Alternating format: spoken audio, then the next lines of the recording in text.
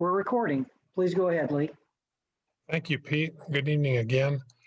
For Lena, I'd like to start by saying I've discovered over the 6 years that I've been sharing this information and continuing to grow with it that while I tend to like to title it, as you see before you here, this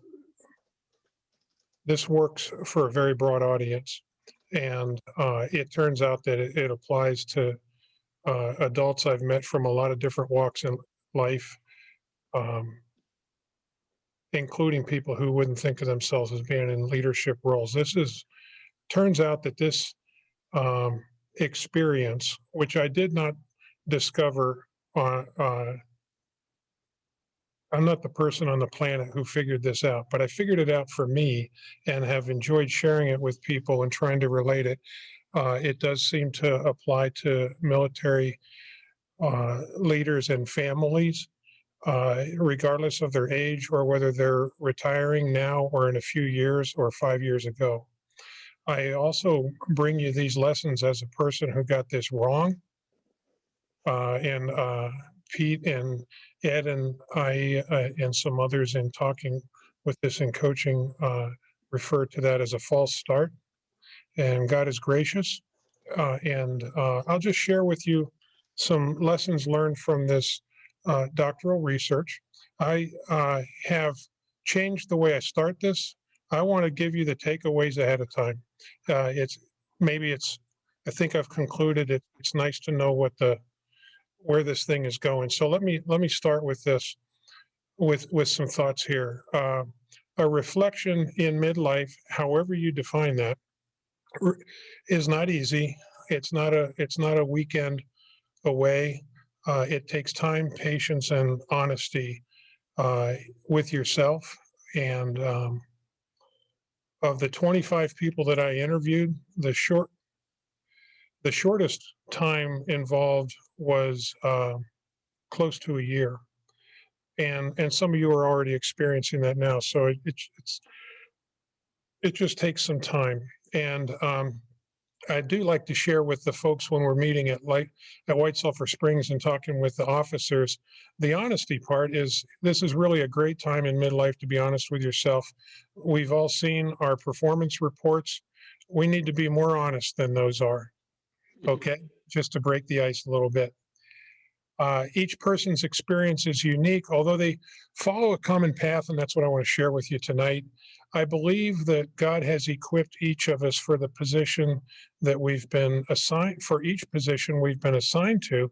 One of the neat things I like to challenge people to think through at this period is, as you look back and think of your life experiences, your passions, and the way God has wired you, what has He uniquely equipped you to do next? Not necessarily for the rest of your life. And as Pete and Ed are very good at reminding people, and I know Harry's involved with this now, this doesn't mean that you go drill wells in Ethiopia. It could mean you've got bills to pay, elder care to take care of, and you need to keep working, and you prefer to keep working in industry or in education or in the government. And the Caleb Challenge coaching experience does not try to direct anybody to drive anybody in a particular direction. It is about a personal walk and asking the questions to help you with your self-discovery. Here's what else I think I've learned. If you can see on the screen, I'm imagining when I drew this, that this is kind of like one of those slide bars on an old graphic equalizer, or in some way on your computer, you may take a bar and move it left or right. I'm just going to get some pictures out of the way here. And so it's not an either an or, but where you are on different measurements of this experience. I'm going to try to convince you that you can take time to pray and be with your spouse and engage your family and others who love you in a reflection and renewal experience, or you can have some crisis, maybe the classic American midlife crisis. the point is there's a healthy and an unhealthy way to go through whatever you think of as your midlife years.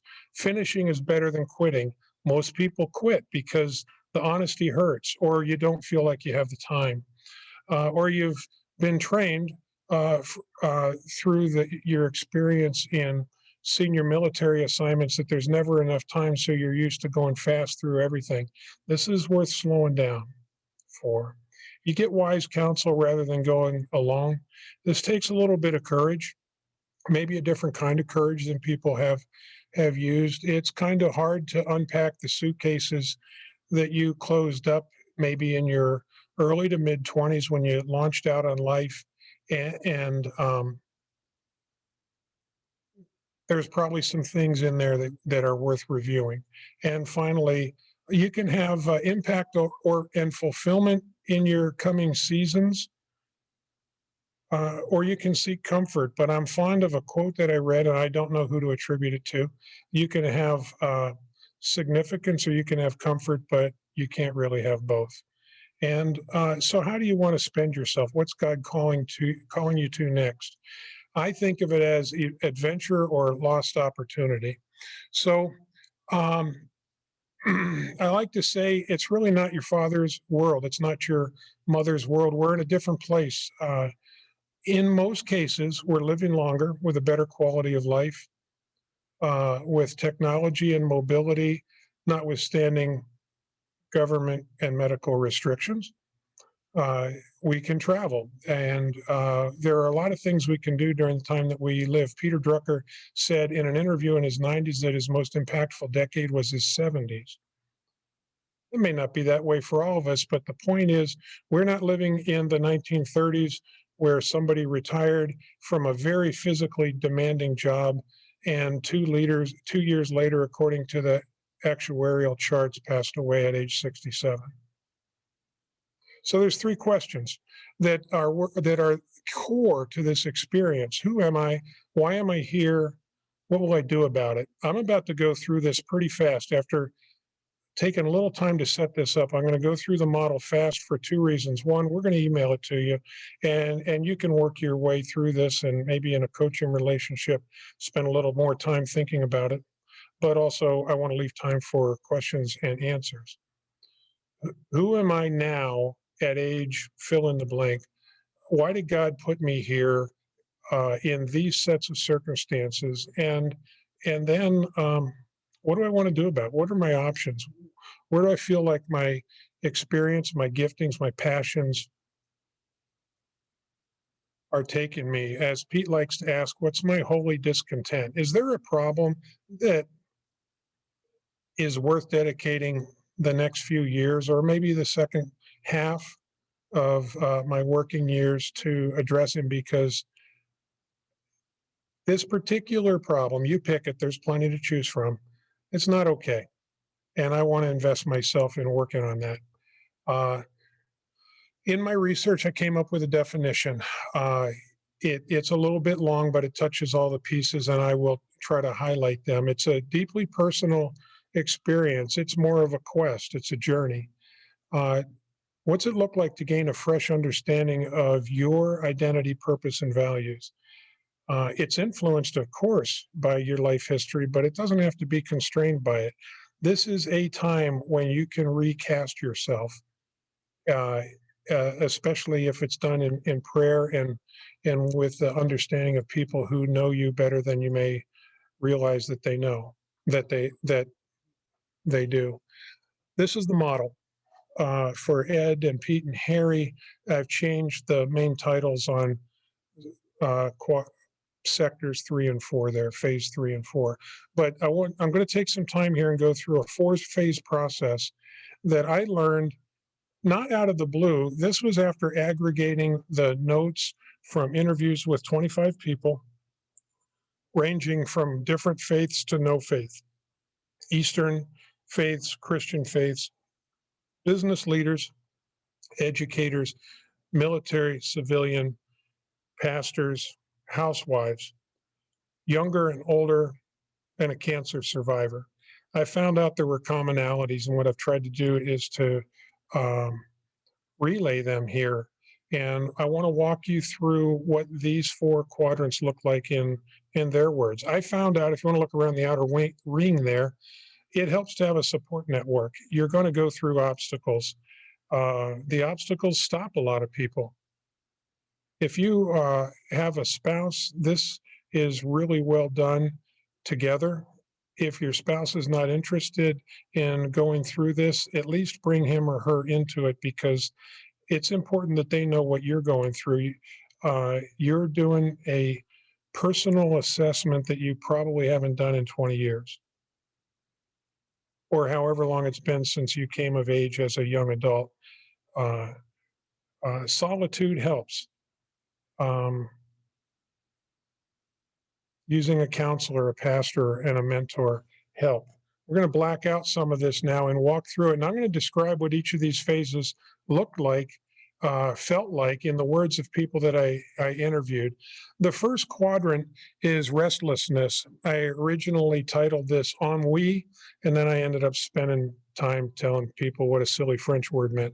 So it's restlessness. And you find yourself maybe in your 30s or 40s or early 50s, and you realize when you think about the future, this isn't what you want to be doing indefinitely. You're having spiritual urgings calling you in a different direction. You're not as happy as you once were. It doesn't mean things have gone bad. You're in a different season, or for some reason, you're not feeling as happy and as satisfied. And what I find a lot of people feel is they're losing energy and they can't explain it. And a lot of it is the physical impact of the psychological or spiritual experience they're going through, and they're being depleted. They're restless. I like to say this as we go into the second category. Don't worry. I keep forgetting. Here comes their statements. These are from the people that I spoke with. It wasn't satisfying. I felt like I was going flat. I wasn't using my gifts very well. It was becoming unchallenging and less meaningful. One person felt betrayed. They'd been let go from a family business after 8 years by email. I felt irrelevant. Here's where I say, but don't worry, it gets even worse. You find out that this becomes intolerable. In the first phase, you're thinking, how long is this going to go? A couple of months and I'll get through this and I'm going to be feeling great again, but it doesn't happen. And maybe God is really urging you on, and you're finding out that this status quo is making you miserable, and it may be affecting your family, but it's not going away. And you decide, I either need to move forward or go back. And it takes a lot of moral courage to move forward, because in a culture of comfort and affluence, um, there's there's a lot of incentive to just stay where you are, and maybe mitigate some of your concerns through some really popular modern day addictions, uh, alcohol, drugs, an extramarital affair, workaholism, a second house that there's nothing wrong with a second house, but what if you can't afford it? Or other extravagant purchases that aren't for the experience, but they're because you're trying to do some palliative care rather than go through the hard conversations. What I want to do now is think of the harshness of the words that people reported to me here now. You remember what they were saying. These are the same people. I got to the point where I hated it. It was a miserable place to work. That particular quote came from a company owner. He was creating a miserable place to work. I was killing my team. I felt like a coiled spring. It was sucking the life out of me. I wanted intensity and depth. Those are some pretty important things. So, for those who do decide to move forward, who do say, "I think I want to open those suitcases and work through a personal inventory," it requires a process. And in Caleb Challenge, we like to talk to people about the value of prayer. You're going to go through a season of revisioning, dreaming, questions, reflections. By the way, if you're in your mid 40s and looking at military retirement, um, with all the good and the bad that comes with a midlife military retirement, they have built in a requirement for you to go through what I'm pointing at right now. Whether you want to do the whole midlife introspection or not, you're stuck making a transition. This conversation for a Christian certainly is about how to do it in a thoughtful and prayerful way and not alone. Uh, and so if you go through this process, you find yourself in a season of reflection. I in the book that we share, I call this insights, and you find yourself with assessments, um, things like the strength finders or the enneagrams or the disc inventory, Myers-Briggs, and I'm not advertising for one, but the point is, whatever it is that can help you, maybe with prayer and with your pastor and your small group Bible study, to learn more about yourself. It's time in command, time in service, time in staff, time deployed. You have a mission to do, and you have masks to wear appropriately. This is the time to find out what's behind the masks that you've been trading out for the past 20 to 30 years. Something pretty neat happens. You find yourself with I'm sorry, I'm out of sequence here. I'll talk about the reflection sector here in just a second. You go through this process, you start asking yourself some pretty neat questions, and these are valuable. What have I accomplished? Have I done it well? Does it matter? Have I made a difference? I'll bet some of these sound familiar already. You might attend a self-awareness workshop. Your spouse gets involved. You're daring to dream again. You're starting to think about the future. You're visioning. And you get to this reflection point, and here's what I was getting ready to say. You end up getting a fresh understanding of your identity. Not that your identity changes, but your understanding of it might. You know yourself more fully through increased self-awareness. And it can be an emotionally intense time for you and your spouse. Uh, and you should be prepared for that. Here's some of the questions that come with this experience, and these will be part. Pete, I can share these in a separate PDF. We sometimes do that. Questions of identity, questions of purpose, questions revisiting your values and priorities, openness. God, what do you want to show me through all of this? I had a false start because I made a really great decision after retiring from the Air Force, and it still wasn't the right one. And I was in a position where I certainly knew better, and I just thought it was so obvious. I didn't engage God very much, and He really grabbed a hold of me for the next year. So challenging your assumptions, considering your capabilities, considering directions, some low-cost probes, some people call them. What are some things that are a great intersection of my passions, my gifts, and my life experience?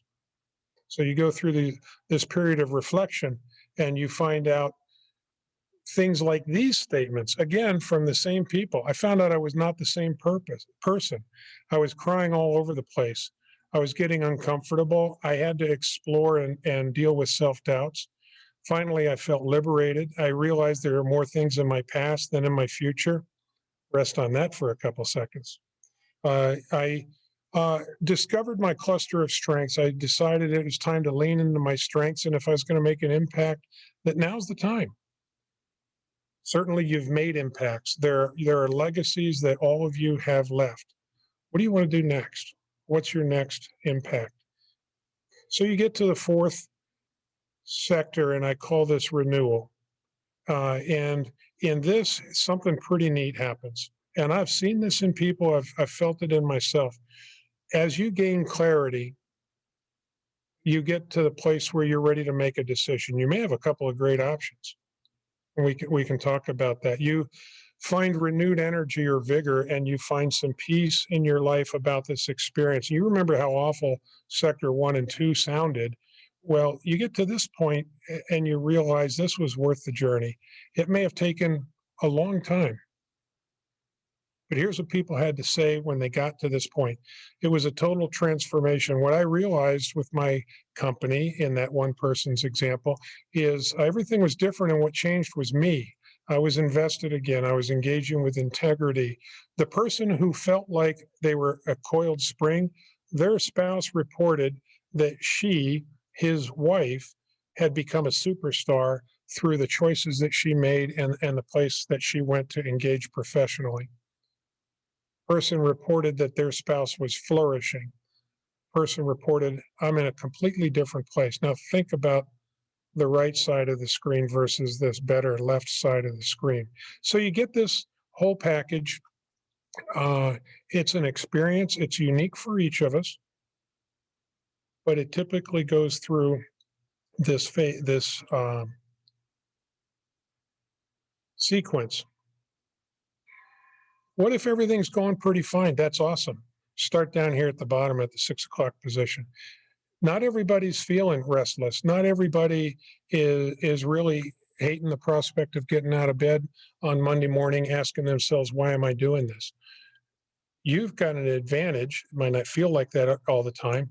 You're being forced into this. And the military is saying to you, if everything on the right side of the screen doesn't exist in your life, wonderful.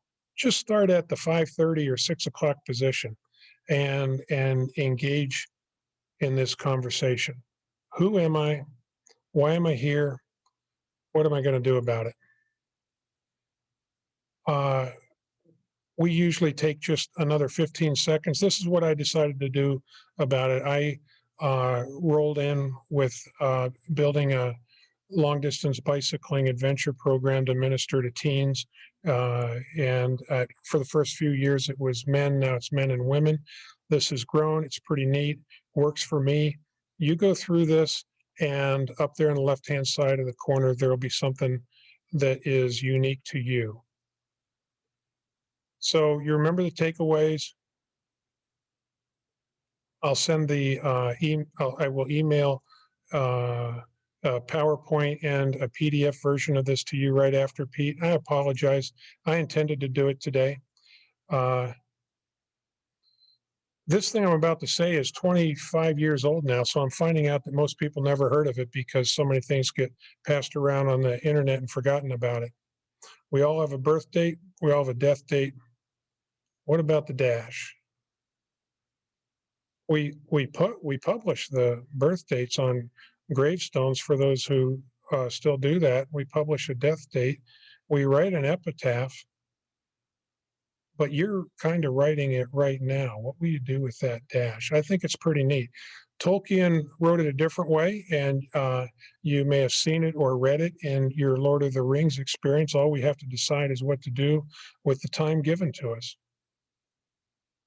You can start at the top, you can start at the bottom, and Harry, Ed, and Pete and I have met people who've gone through this cycle a few times. Don't be troubled if you find yourself going through this a second and third time. I would welcome the opportunity to discuss or answer questions. I'll leave that right there.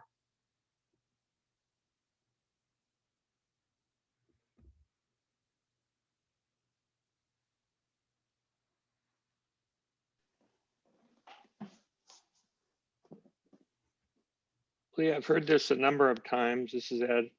And one of the things that you didn't say this time that I think is helpful is the idea that this midlife experience is not necessarily an age, but it's a circumstance. Is that right? Is that how you understand it? Why you could go through this multiple times? I do understand it that way, and if I didn't express that, I apologize. I've Ed, Pete, and I have had this conversation with people in their 30s, maybe younger, an awful lot in your 40s and 50s, and people older than that.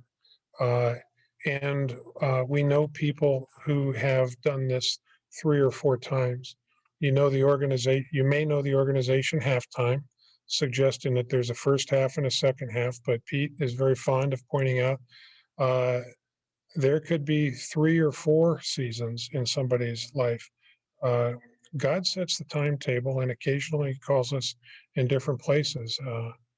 And So this is not about having a preconceived notion about what the rest of our life looks like. This conversation with yourself and the Lord and your spouse is about uh, some self-discovery about what the next season, without a set of dates on it, could look like.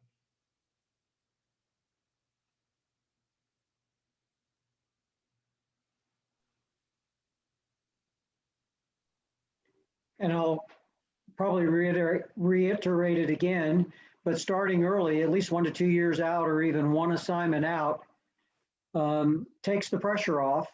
Having a plan to work through, process, try things out. A number of the strategies that we talk about can be done relatively cheaply in terms of time and energy if you give yourself that time and energy on the front end before that actual transition date occurs.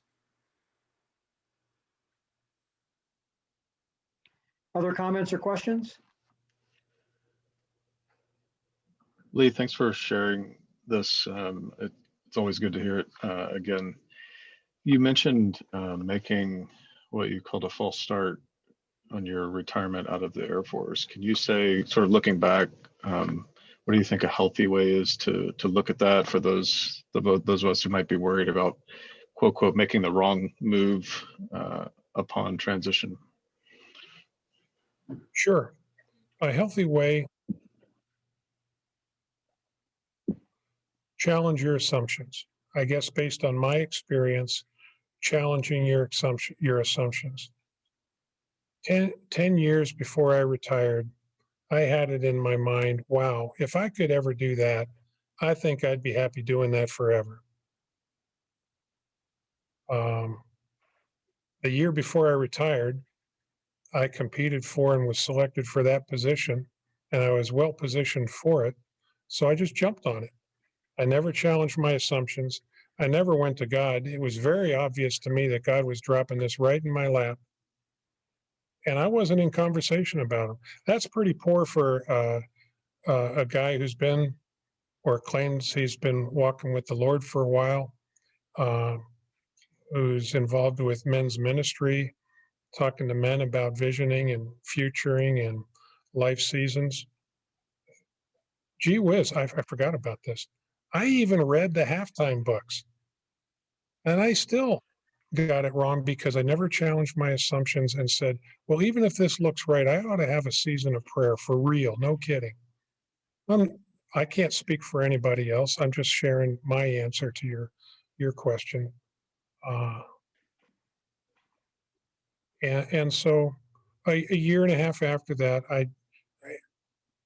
I found myself on the right side of this model. Happened to be in my own doctoral program at the same time, so there were some converging experiences that really led to this introspective experience.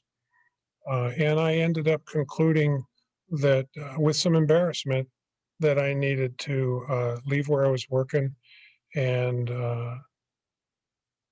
create the conditions to spend the next couple of years preparing for whatever God might have next. And that was a fruitful, long season of prayer. I don't, Pete and Ed and Harry could talk about how many people they've coached over the years. However many they've coached, there are that many experiences to whatever this conversation looks like. Mine is my own, and thankfully I haven't met that many other people who have had what we call a false start. So I would say at Spectrum, just sort of in response, Lee, that I can think of a couple of people actually recently who came in.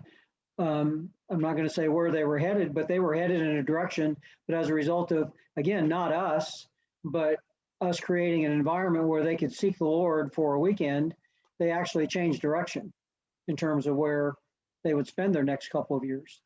And then on the other end of the spectrum, we've had a couple of folks I can think of went through coaching, and they did something that I would suggest was very natural, was an easy follow on, sort of the easy button.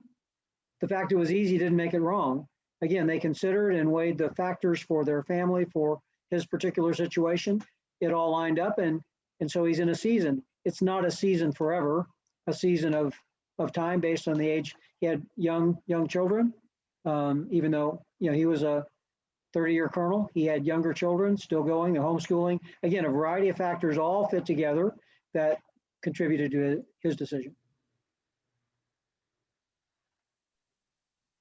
And we're somewhat focused on the retirement military transition, but I think I'm on my third or fourth transition since I retired in 2009, and there is some version of this cycle that happened with each of them. This last season with Food for Hungry, wonderful time, but God's got something next. What is that? And going through wherever I start on the model, I'm kind of over on maybe the 3 o'clock. So we'll see. But it's a wonderful thing, and the questions are worth their weight. Lee, wonderful question just to work through it. So thank you again. And just to add to, go ahead, Harry. Quickly, just to add to what Pete said, though we're focused on the military transition, I've seen folks come through the workshop, and when they do this kind of reflection, end up deciding that the Lord actually has more work for them to do inside the military before they make the next move. And so we're I suppose agnostic about what your next move is. It may be staying in, it may be getting out. Just love to help folks walk through this process. And I would add, we'd love to have you go through our process, but for Ed and I, our transitions, we've used each other as sounding boards to help us think through and again, get someone who's willing to tell us the truth, say, yeah, that sounds about right, or what are you smoking today, in terms of things that you're thinking about. And so having that person who knows you well and who will speak the truth to you in love, but the truth is critical, part of the process. We talk about a board of advisors, could be even a couple of people, but at least one person who's willing to speak into your life. And we would suggest from a Christian point of view, based on our perspective.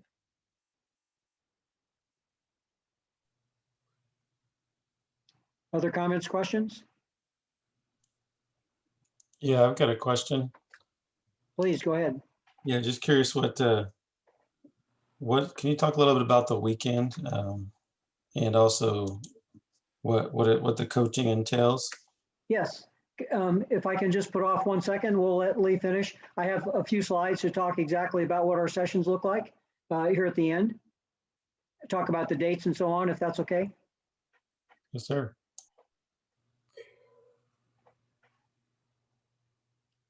Other comments or questions for Lee?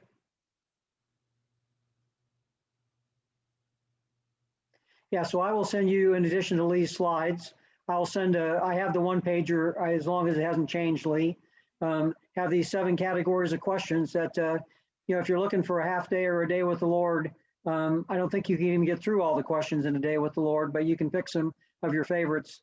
Would be a great start in terms of considering and processing. Really, Pete, that's the only point that I wanted to emphasize. I'm sorry, Lena, were you going to ask a question? No, I was just also going to thank you for, it's Okay. really helpful. I think just being in this, just having these questions it's very easy to be in this space of, I want to jump to the next thing as quickly as possible, but just that a good reminder of it is good to take that time in prayer and really to consider it's a gift to have a season of transition, and so I'm looking forward to getting the slide and being able to reflect on these questions. So thank you. My goal for the model is that it is just an affirmation to you that if you choose to go through this, the challenges in it are normal. They're yours. God's with you. And it's worth staying through it to the end.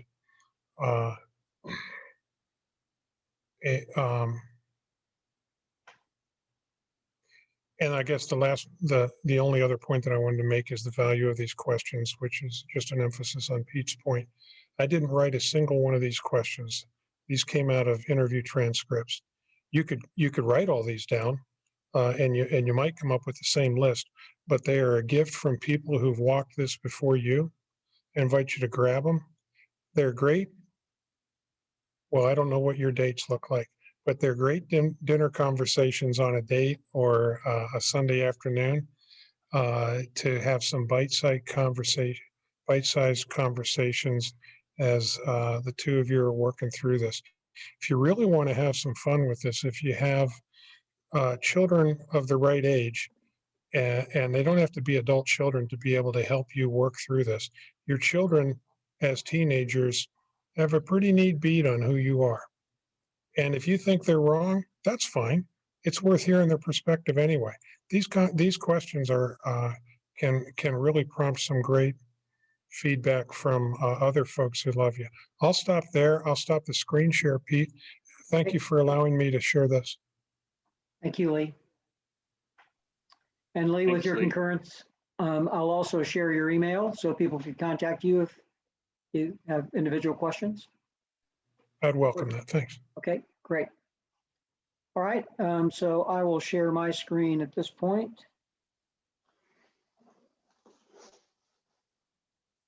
And so we do have some upcoming webinars, Ed, if you want to talk briefly this chart. Yes, I will. Thank you. Am I off mute? Yes, thank you. Running up to the April workshop, we've got whatever's left, four more webinars on particular topics. Some are directly military related, some are more generic, but the next one in the queue comes up 11 February. We have Aurelia Smith, who has written a book on ministry to military wives, military women. Aurelia is a former Air Force officer married to a retired Air Force colonel, counselor, pastor, I think, works really hard at counseling and mentoring women. And we want to make sure we talk about the role of the spouse in the transition. And she's been on with us before. She has an excellent presentation. Look forward to that webinar with Aurelia. Yours truly will present a webinar on the 25th of February that I call Discovering Your Sweet Spot, How to Find Your Dream Job. And this is what Lee talked a little bit about. Self-awareness is, who am I? What is my unique gifting? What are my strengths? What are the contexts that those work best in? What is my contribution? And the secret, I'll give you the secret sauce. Come to that webinar. On the 4th of May, we have a special guest. Harry and Lee and I Harry and Pete and I had a wonderful hour yesterday meeting Lee Ellis, who is a former Vietnam era POW, Air Force pilot, crashed over North Vietnam, captured in the Hanoi Hilton for 4 or 5 years. Amazing story, has gone on to do interesting things in the whole area of career building, career transition, taught, written books. He's just a gold mine. We're going to interview him around the theme of transitions and just hear about his faith, the courage that it took to survive there in the Hanoi Hilton, and how that shaped his life and his ministry. And then the last one scheduled before the workshop in April. How much is enough? The whole money thing related to retirement and military transition. How do you figure that out? Harry's got a friend that taught personal finance at West Point Military Academy, and Jake Sheehan's going to be with us for that webinar. So just a little look on the agenda and get the word out that these are out here, all to illustrate or touch on particular aspects that we often don't get an opportunity to go deep into the workshop. So there they are. And all of you are on our Caleb Challenge email list. So about 2 weeks prior, we'll start putting the word out for each of these webinars. Again, our intent certainly is to let people know about our workshop, but also to provide content that we think will be valuable for transition in these topics, some of which we don't get to spend as much time on during the weekend of our workshop. All right, so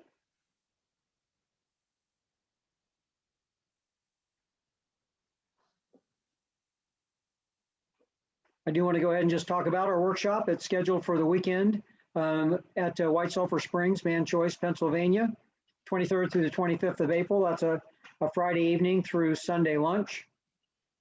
We did the introductions already, talk to what the 5 sessions are, coaching, and any questions that you might have. Again, I'll send a copy of these slides to you. Friday night, we really talk about where are you? Where have you been? We're going to talk about the time that you've spent and look at God's faithfulness, and then talk about on the other end of the spectrum, those years that the Lord has given in front of you as you think about this transition.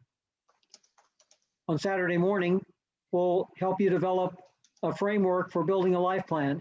How do I finish well for the Lord in my roles and relationships He's called me into, not just in this transition, but in any of the transitions I have going forward. Saturday afternoon, we'll pick up and we'll go through some exercises that will help us take a quick snapshot of how has God created you? How has God experienced you? What kinds of things have been successful? Where have been some pain points? At some point, we may get to serve the Lord out of a unique gifting of strength. In other cases, He calls us to serve out of a pain point that we've gone through or overcome. Out of those assessments, we'll help you build a pencil copy, a version of a personal mission statement that provides a framework for thinking about what's next in the context of we've been uniquely created, Ephesians 2:10, for good works, for good works. We'll then talk about transition. We'll review Lee's model, talk about the sigmoid curve and how it relates to transition. We'll look at, on Sunday morning, actually developing out of your personal mission statement some alternatives in some different categories. You may be thinking of working in industry, great, but we're going to encourage you to think outside the box in some different areas. You may be thinking of ministry, we're going to encourage you to think in some other areas as well, just to open the aperture, not to point you in any direction, but to encourage you to open the aperture, and we'll give you some tools for doing that. And then finally, as we've talked about the scenario paths, we'll help you build a 90-day plan. You may or may not complete it in 90 days, but some follow-up steps to keep the progression going, if you will, to take advantage of the time you've spent, of the work you've done, and continue moving forward towards that transition planning. Although the numbers are different, most people would suggest, most studies would suggest that if you go take training somewhere and come back and there's no follow-on to the training, that you're probably 10% or less likely to ever do anything with the training that you've experienced. And so, Eris, appreciate your question. We do provide coaching, either individually. I've done some coaching for individuals who are transitioning, one actually before the workshop, another several post-workshop. We encourage group coaching where we have 3 to 6 people on a call with a couple of coaches. And now you're dealing with your 90-day plan, but some topics in more detail that we couldn't, like finances. Each of the coaching calls, each coachee is going to bring at least one question they've encountered in their transition for all the group to work on. Additionally, if you sign up for the group coaching, we'll get you signed up for a StrengthsFinder assessment, and we'll do a one-on-one StrengthsFinder call to discuss your StrengthsFinder assessment, your top 5, or they're some combination, thereof. Those are voluntary, up to you. There's a separate charge we'll talk more about. If you have interest, the contact information on the website or on the email that you received, I'd be glad to chat with you in more detail about any of those. Actually, the individual coaching, I've recently been actually coaching a couple. They requested to do it as a couple, and that's great. We're doing it in that regard. So 23 to 25 April, the group coaching, We would expect to start that in May and then work through June, July, August through that to work through the group coaching calls, essentially one coaching call per month to work through that process. We start, encourage you to come up Friday afternoon if you can make it. About 5:30, we get together informally to introduce all those who are part of the workshop. Dinner's at 6. We start the workshop promptly at 7. We'll work until about 9:30. We'll go from Saturday morning after breakfast, about 9 or 9:30, through the afternoon. We'll try and give you an hour and a half or so to do some processing. In the afternoon, have dinner, a session in the evening where we'll talk about our individual transitions. And then we'll finish up Sunday morning with a short worship service and then finishing up the workshop and then lunch with White Sulphur Springs. The registration link, this is not a hot link, but you can copy this off the slide when you get it. If you go to whitesulphursprings.org and to events, you'll see the registration is open for our workshop. White Sulphur Springs takes care of all the finances, then reimburses us for the workshop costs. And they, of course, you're paying them for the cost of meals and lodging for the weekend. So with that, any questions? And Eris in particular, what were you looking for that maybe I didn't cover? No, I think that covered it, but I had a question. Do the spouses attend or can they attend the workshop? Yes, definitely. In fact, you're a great straight man. I'm sitting looking at my note to say, don't forget, right? We really strongly encourage the spouses to attend. All of our feedback from the spouses has been that the depth of the conversation, the common language that they get as a result of going through the workshop really pays big dividends in terms of the depth of conversation that you can have. It's one thing, Eris, for you to come and then you tell Faith about it, but for her to experience it for herself, to hear the questions, hear the discussion, we find it to be very meaningful. And so whatever rate it is, there's an early bird rate now. The spouse would just be half price. And so we try to make it very affordable so that the spouses can come. For those who might need childcare, for a very reasonable price, White Sulphur has provided us with some childcare in the past. That's an issue. You can talk to me separately and we can work through that. The spouses, I tell you ahead of time, we separate. We don't have you sit at the same table. We really want you to process separately, but you'll have plenty of time to talk and share during meals and other times.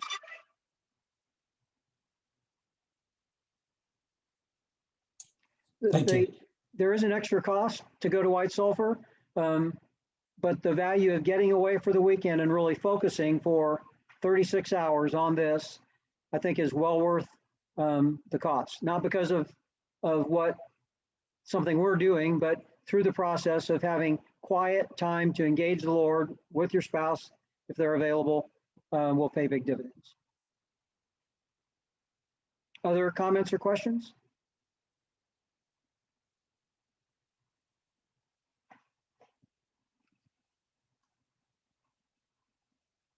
I'm going to stop sharing as well.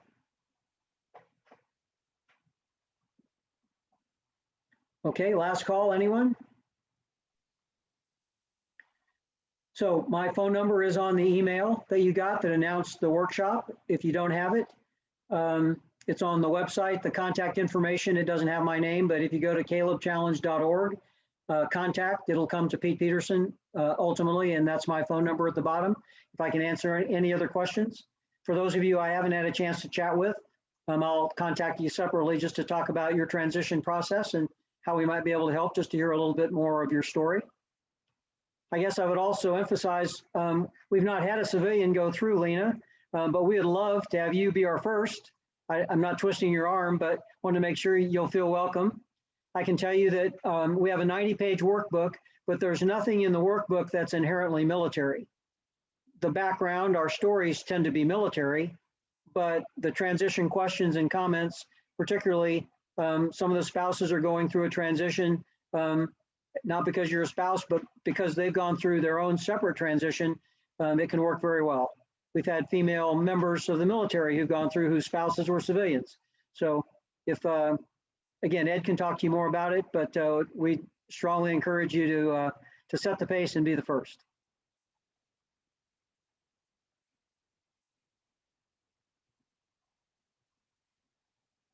Any other comments or questions? Well, I want to thank all of you. Thank you, Lee, again for your time, for this work, and just for your heart, for helping people work through this renewal and reflection process. And I look forward to seeing you all again, either on telephone or Zoom. Perhaps you'll be able to join us for one of our Zoom calls down the road. We will send the announcements out we'll send those out again. We encourage you to share those with friends who might be in a transition and help us get the word out as well. So have a great evening. Thanks very much. Ed and Lee, I'm sorry, Ed and Harry, if you want to stay on, Lee, you can as well. I appreciate that. Thank you. Thanks, Thank you. everybody. All right. Thank you all. Good night, y'all. Thanks, Good to everybody. meet yours. Blessings. You guys too.